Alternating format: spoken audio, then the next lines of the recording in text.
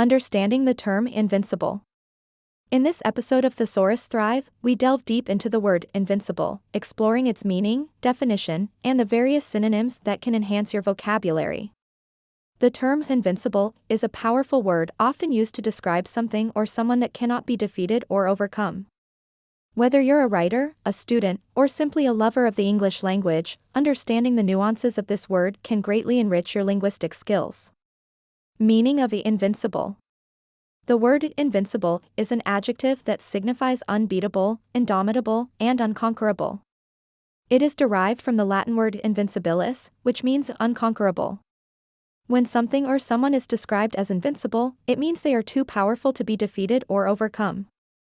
This term is often used in various contexts, such as describing a sports team that has never lost a game or a superhero who is immune to all harm. The essence of being invincible lies in the idea of absolute dominance and resilience. Definition of the invincible. According to the Oxford English Dictionary, the word invincible is defined as too powerful to be defeated or overcome. This definition encapsulates the core idea of invincibility, complete and utter dominance, where defeat is not an option. The concept of invincibility is not just physical but can also be applied to mental and emotional strength.